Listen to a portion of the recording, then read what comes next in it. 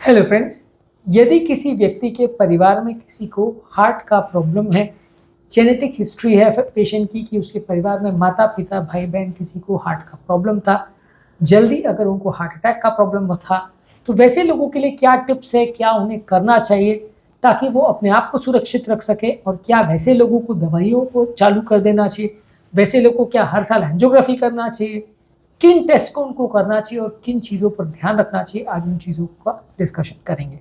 Topic पर जाने से पहले जो लोग हमारे चैनल पर नए हैं उन्हें रिक्वेस्ट करूँगा कि चैनल को सब्सक्राइब करें, वीडियोस को लाइक और शेयर करें। सबसे पहले तो ज़रूरी है कि अपनी फैमिली की हिस्ट्री को प्रॉपरली समझें कि कितने लोगों को उसमें आपका हार्ट प्रॉब्लम था, कितनों को नहीं था, कितने लोगों को किस तरीके का हार्ट का प्रॉब्लम था।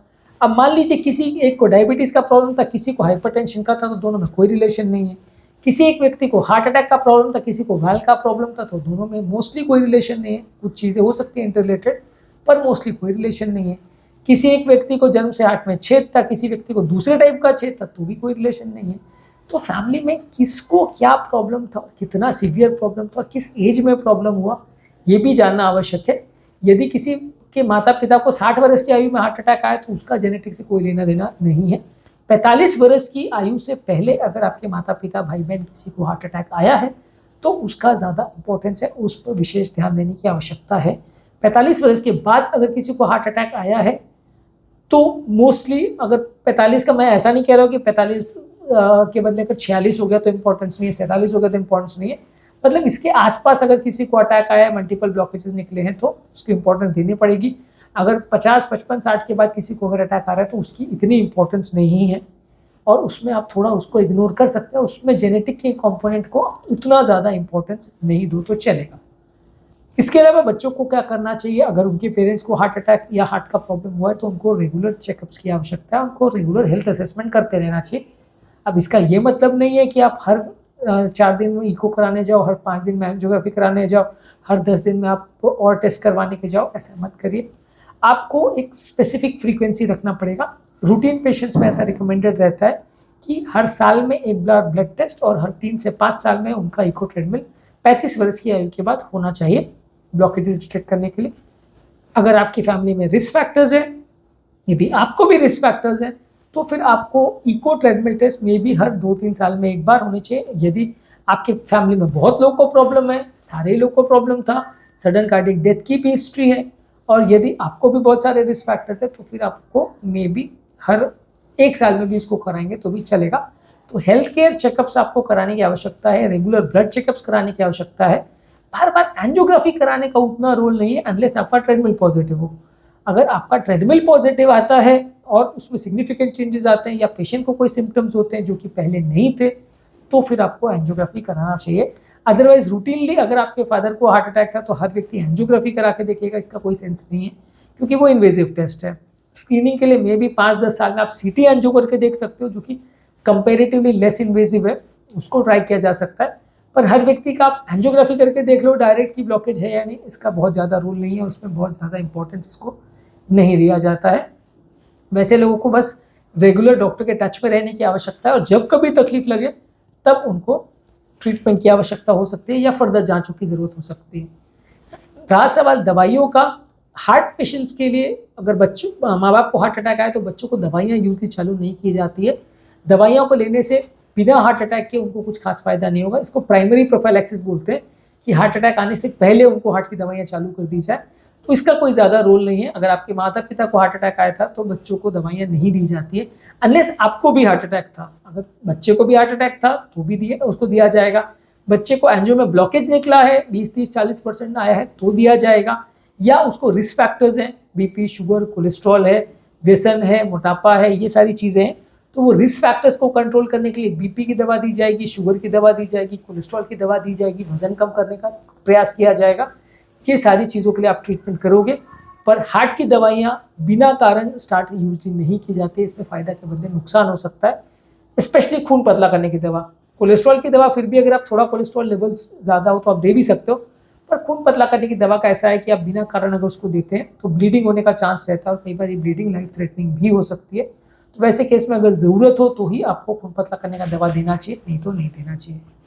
इसके अलावा आपको ये कोशिश करनी चाहिए कि पेशेंट का डाइट पर विशेष ध्यान दें, बैलेंस डाइट ले, फल सब्जी ज़्यादा लें, होल ग्रेन्स यानी होल व्हीट है, होल या ब्राउन राइस है, ओट्स है, बार्ली है, क्विनोआ है, ये सारी चीज़ों को ज़्यादा ले सकते हैं। लीन फैट्स और लीन प्रोटीन्स को ले सकते हैं। इसके अलावा सैचुरेटेड फैट्स के इंटेक को थोड़ा कम करना चाहिए, कोलेस्ट्रॉल को कम करना चाहिए, शुगर को कम करना चाहिए, नमक को कम करना चाहिए, बहुत ज़्यादा खाना नहीं खाना चाहिए, हर एक चीज़ों को पर्याप्त मात्रा में, सीमित मात्रा में खाना चाहिए। और अगर आपका बॉडी वेट ज़्यादा है तो उसको कम करने का प्रयास करना चाहिए। क्या क्या तरह के खाद्य पदार्थ खाए जा सकते हैं या नहीं खाने चाहिए, उस पर ऑलरेडी जो हार्ट हेल्दी डाइट पर हमने बात की, बहुत सारे वीडियोज़ है डाइट पर, उसमें आप देख सकते हैं। बॉडी वेट आपको अच्छा करने के प्रयास करना चाहिए। यदि किसी व्यक्ति का वजन ज़्यादा है तो वजन कम करने का प्रयास करना चाहिए। वजन कम करने के लिए आप डाइट पर फोकस कर सकते हो। डाइट यूजली 80% रोल होता है डाइट का वजन को कम करने में, एक्सरसाइज का रोल 20% होता है। तो यदि आप एक्सरसाइज नहीं भी कर सकते तो भी डाइट पर फोकस करिए और दोनों को मिला के आप प्रयास करेंगे तो वजन कम करने में ज़्यादा सहायक होगा और अच्छा हेल्दी बॉडी वेट मेंटेन करेंगे तो वजन बढ़ने का चांस कम होगा। वेट लॉस करने के लिए क्या टिप्स हो सकते हैं, इस पर ऑलरेडी हमने डिटेल वीडियो किया है, हमारे चैनल पर आप वो चेकआउट कर सकते हैं। रेगुलर व्यक्ति को एक्सरसाइज करना चाहिए, वॉकिंग, रनिंग, जॉगिंग, योगा, प्राणायाम, अलग अलग तरह की एरोबिक एक्सरसाइज पेशेंट को करनी चाहिए और एवरेज हर रोज करनी चाहिए, हर रोज 30 से 40 मिनट करनी चाहिए। इंटरनेशनल गाइडलाइंस कहती है कि हफ्ते में 150 मिनट करना चाहिए। मेरा सजेशन है कि डेली एटलीस्ट 1 घंटा आपको करना चाहिए, आधा घंटा सुबह शाम, या सुबह 1 घंटा या शाम को 1 घंटा, जो भी टाइम सूट करे। ऐसा कोई ज़रूरी नहीं है कि खाने से पहले या खाने के बाद, नाश्ते से पहले, नाश्ते के बाद, इससे कुछ फ़र्क नहीं पड़ेगा। आप प्रेफरेबली जितना अग्रेसिव एक्सरसाइज करेंगे उतना ज़्यादा अच्छा है। सिर्फ खाना पचाने के लिए शाम को अगर चलने को जा रहे हैं तो उससे उतना फ़ायदा नहीं होगा, आपको थोड़ा अग्रेसिव या ब्रिस्क वॉकिंग करना होगा, उससे ज़्यादा फायदा होगा। इसके अलावा आपको कोई व्यसन नहीं होना चाहिए, स्मोकिंग नहीं करनी है, ना खुद स्मोकिंग करनी है, ना परिवार में किसी को स्मोक करने देना है, क्योंकि उसका स्मोक आप जब इनहेल करोगे तो वो आपको नुकसान कर सकता है। तम्बाकू भी नहीं खाना है और जहाँ तक पॉसिबल है आपको अल्कोहल भी नहीं लेना है। अल्कोहल के बारे में रेड वाइन के लिए थोड़ा कंट्रोवर्सी है, कुछ लोग रेड वाइन को फेवर करते हैं कि रेड वाइन आप अगर लोगे तो ब्लॉकेजेस का चांस कम होता है, पर नलियों को खोलने के लिए या ब्लॉकेज का रिस्क कम करने के लिए रेड वाइन को हम उतना रिकमेंड नहीं करते हैं। यदि आपके दिमाग पर मानसिक तनाव है तो उससे कम करने का प्रयास करना चाहिए। दिमाग पर अलग तरह का स्ट्रेस अगर होता है तो इससे आपकी लाइफ मिजरेबल हो जाती है और ब्लॉकेजेस का चांस बढ़ जाता है। तो यदि आपकी फैमिली हिस्ट्री ज़्यादा है, सीवियर है, फिर प्रॉब्लम है इस तरह का, तो आपको स्ट्रेस को कंट्रोल करने का प्रयास करना चाहिए। ब्लड प्रेशर अगर है तो उसे कम करने का प्रयास करना चाहिए। कोलेस्ट्रॉल अगर ज़्यादा है तो उसे कंट्रोल करना चाहिए, बाकी लोग से ज़्यादा अग्रेसिवली करना चाहिए। कोलेस्ट्रॉल कम करने के लिए, ब्लड प्रेशर कम करने के लिए, डायबिटीज़ मैनेजमेंट के लिए ऑलरेडी हमने डिटेल वीडियोस किए। इसके अलावा पानी आपको ज़्यादा पीना है, इससे आपका हाइड्रेशन अच्छा रहेगा और ब्लॉकेजेस होने का चांस थोड़ा कम रहेगा। अगर फैमिली में बहुत ज़्यादा लोग को प्रॉब्लम है तो जेनेटिक टेस्टिंग करानी चाहिए। हर व्यक्ति को इंडिविजुअल जेनेटिक टेस्टिंग की ज़रूरत नहीं है। अगर आपके माता पिता किसी को अगर प्रॉब्लम है तो आपको तुरंत ही जेनेटिक एनालिसिस के लिए जाना है, वैसा नहीं है, क्योंकि इसमें कोई सिंगल एक जीन इन्वॉल्व है और वही ब्लॉकेज कर रहा है, ऐसा नहीं होता। बहुत सारे जीन्स का रोल होता है, बहुत सारे जीन्स का इन्वॉल्वमेंट होता है। तो इसलिए अगर बहुत स्ट्रॉन्ग फैमिली हिस्ट्री है तो आप जेनेटिक एनालिसिस कर सकते हो, पर ज़्यादातर केस में नहीं की जाती है क्योंकि उसमें कुछ मिलता भी नहीं है और ट्रीटमेंट स्ट्रैटेजी में कुछ खास चेंज नहीं आता है।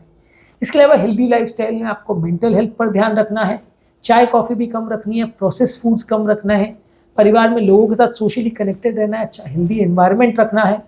इमरजेंसी मैनेजमेंट की स्ट्रैटेजी आपको पता होनी चाहिए, आपको और आपके परिवार वालों को, क्योंकि अगर किसी व्यक्ति के परिवार में किसी को हार्ट अटैक आया और खासकर सडन डेथ हुई है तो किसी और व्यक्ति को भी सडन डेथ आ सकते हैं, ये प्रॉब्लम हो सकती है। तो सारे परिवार वालों को इमरजेंसी को कैसे हैंडल करना, कैसे मैनेज करना, कैसे CPR करना, वो सारी चीज़ों के बारे में जानकारी पूरी होनी चाहिए।